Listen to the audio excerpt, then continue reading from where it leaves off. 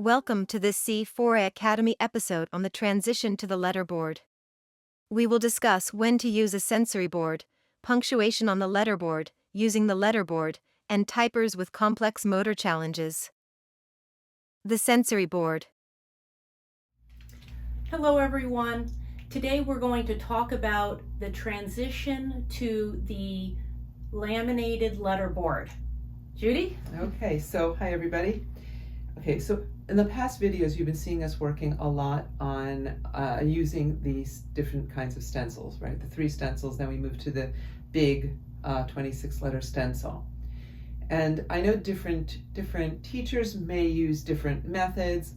Even I vary what I do sometimes. So there's no hard and set rule about when to change to a smaller device or which device to change to first. Okay, sometimes depending on the student, I switch from the stencils to the sensory letterboard. And why do I do that? Because sometimes I find that certain students really just need the bigger letters. Okay, what I do for those students frequently, guys, is some students really have a hard time even getting off this board because they need the texture to help them to form a good tap. They need to kind of feel the squishiness. So I just want you to be aware that not every student has transitions to the flat laminated letterboard.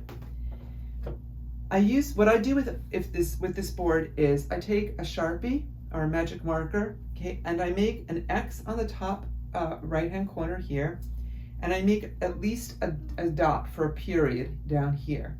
Because one of the things we're going to talk about in this video is when you do transition to the laminated letterboard, there's a whole new row of punctuation. And how do we use that? Okay, and I don't want to give students who are going to use this on a more permanent basis, not give them the ability to also use those. Unfortunately, for the sake of size, because this is already a large board, there's not a lot of room here to put the punctuation. Okay, so I just wanted to be sure to mention that in one of these videos. Okay, so I transition to this sometimes depending on the student. I would say I use it more for students who still struggle with the control over their eyes and hands more. Certain students have more body-wide dysregulation, a lot more movement of their body, and therefore they're moving their eyes if their bodies are moving. And having the larger letters here tends to make this process easier for them. So I have students who are completely open students who remain on this board. Okay, as I said, the texture of pushing in on the foam seems to help them. And if I notice that that's easier for them, then they stay here. Now some students, I skip this entirely. They're on the stencils, they're doing a great job. Okay, they have a nice firm point. And I will move directly to the laminated letterboard. Now, why is the laminated board harder? First of all, there's no texture. It's just flat and smooth. And as I said, certain students going from pointing to a stencil or pointing to a foam letter, it throws them. There's no texture anymore. There's nothing to feel. Okay, it's kind of like typing on a cell phone. It's just the glass, and some students that bothers them. I know I've seen for some people they put the little pieces of tape or something on the letters sometimes. I was just going to bring that up, so I'm glad you brought that up, Ginny. Okay, if you're finding that what you start to see is sometimes like almost like a slide on it.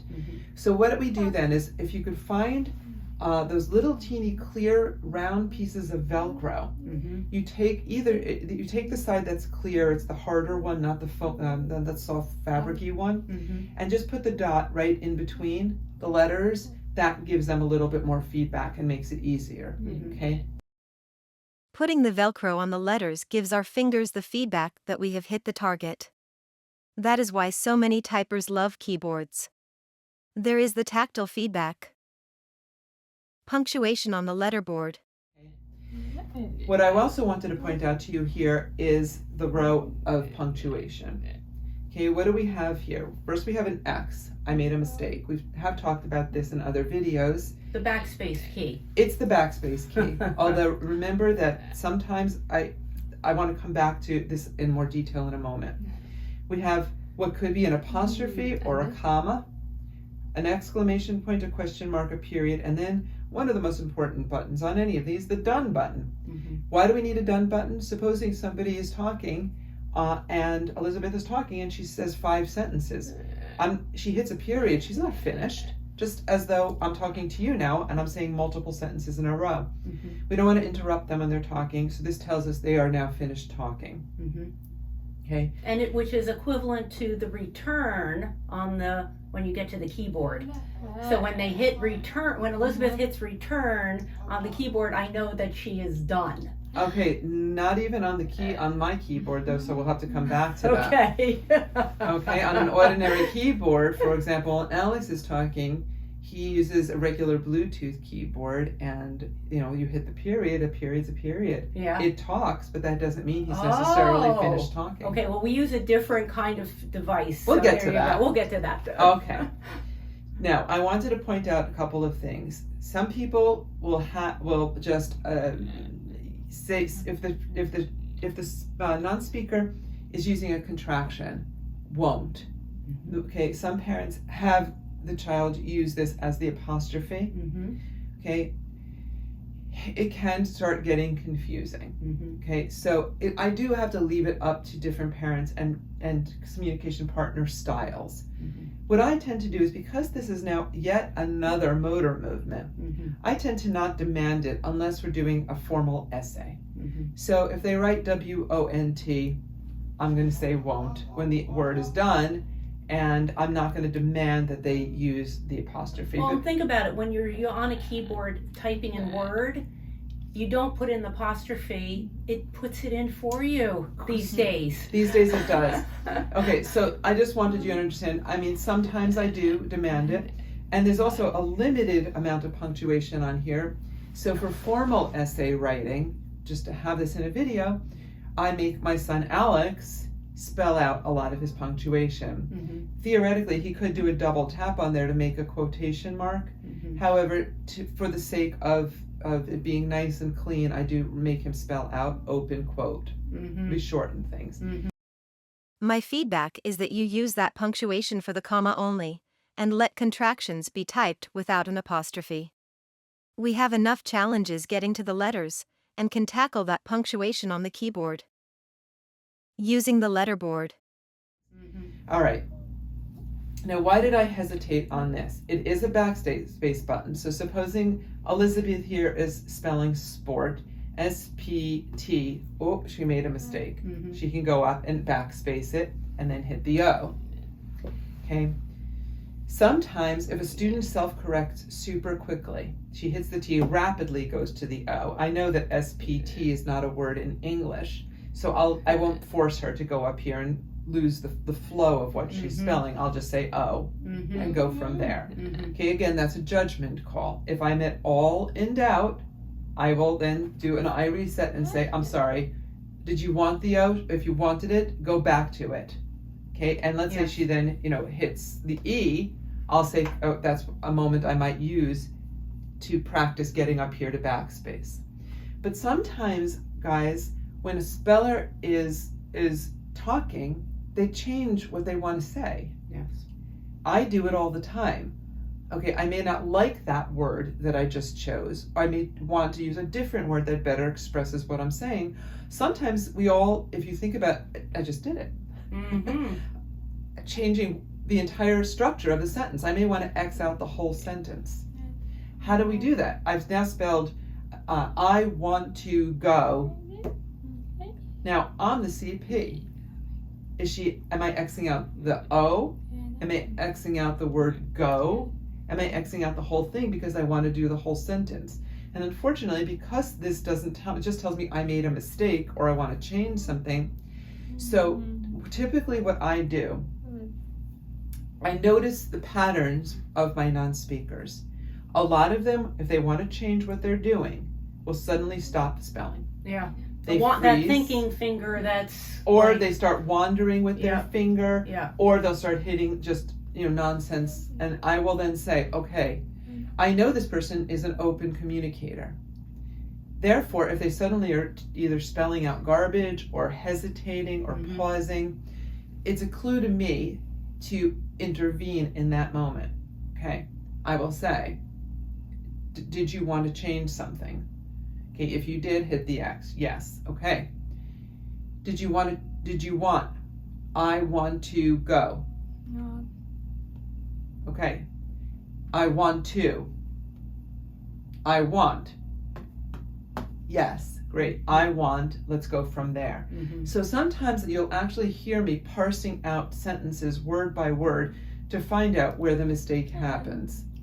To tell you the truth, guys, if the speller, if I get to two or three words in the sentence and they're still Xing out, I say, let's just start this whole sentence again. Yes. Okay, and if they have to retype I want, that's okay. Mm-hmm. Okay, so I never want them to be forced to say something that they don't choose to say. Yeah. It would be annoying as hell for all of us as speakers to be constantly forced into saying a sentence that we are unhappy with. Mm-hmm. So if it's a clear mistake, SPT, and they hit this, I know we're just talking about the letter. Yes. If they've spelled 3 or 4 words in a sentence and suddenly pause or hit this, I still don't know what the mistake is. Right. And that's when I'll engage that, did you want? And I'll either have them spell out yes or no, or just hit the X if it's a no. And then when I get to the point that they're okay with it and they spell yes, we will pick it up from there. Checking with us to make sure you have the correct word or letter is so important. We need you to be patient with checking and get our sentences correct. It means a lot that you care.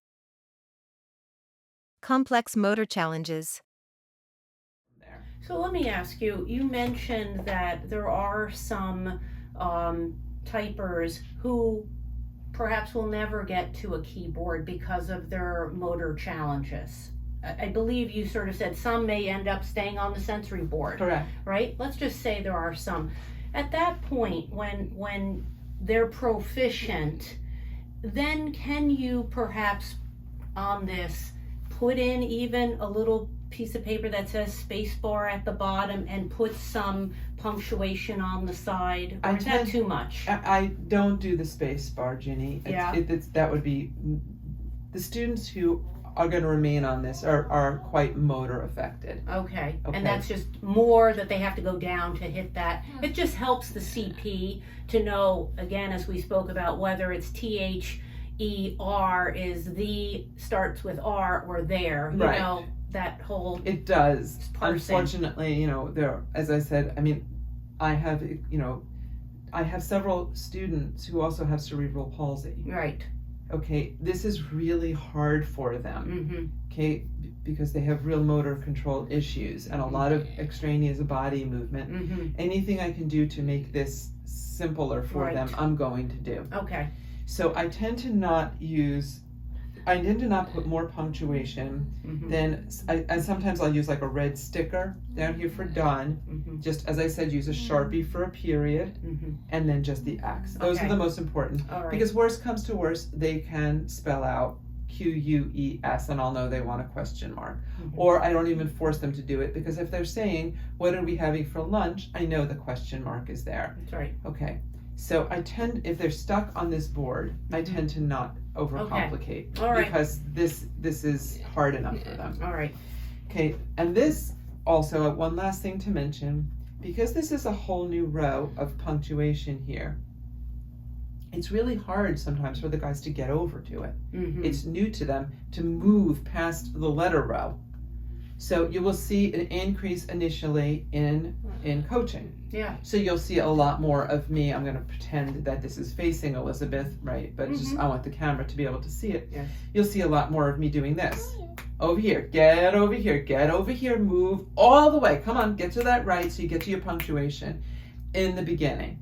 It's a new skill, okay? And a lot of times their eyes, fixate on the last row of letters. Mm-hmm. So don't be surprised by that. Okay. I would recommend that you try to move from the stencil to the letterboard and only use the sensory board if your typer is getting stuck. You can see how Judy weaves in new devices with new typers in our case studies. Very good. Okay. All right, so we're gonna hopefully give you some food for thought as you're moving through the different devices. Again, either going from the 26 letter stencil to the sensory board, or many people, if they don't have that sort of tactile need, they try to go right from the stencil to the laminated letterboard. And so that's what we hope that you can then move on to when they're ready. Not before they're ready. Right. Okay. In this episode, we discussed the sensory board and how some typers need the letter texture. Punctuation on the letterboard with an increase in coaching level. Using the letterboard, including how to use the X in the upper right-hand corner to check with the typer. Judy discussed complex motor challenges and how some typers may need to stay on a sensory board. Your episode exercise is to select a C4A Academy lesson. If the typer is having success with the 26-letter stencil, weave in the letterboard. Try a sensory board if they are having difficulty with the letterboard. Increase the coaching level for punctuation and use the X to check with the typer. Here it is, your moment of zen. Okay. You wanted to tell us something else, so go right ahead.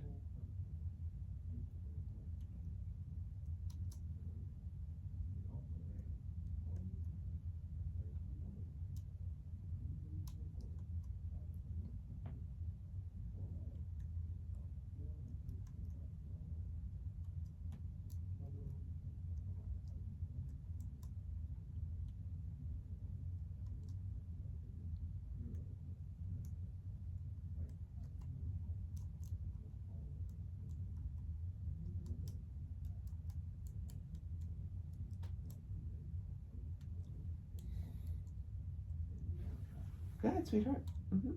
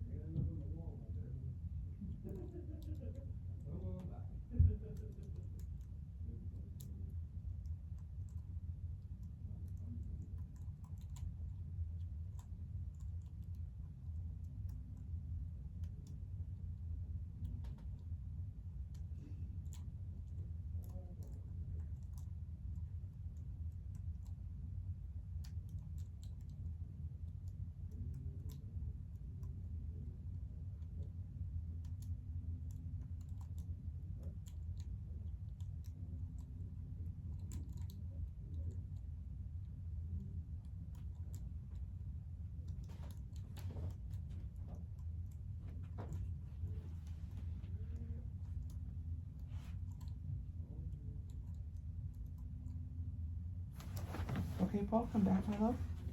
Mm-hmm. What comes after the word for?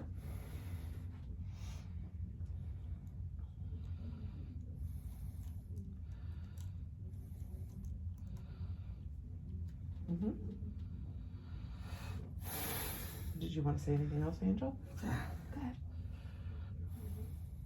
Mm-hmm.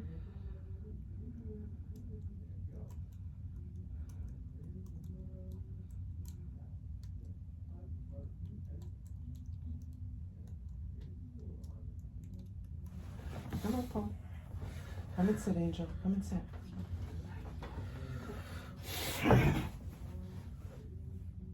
Better be nice.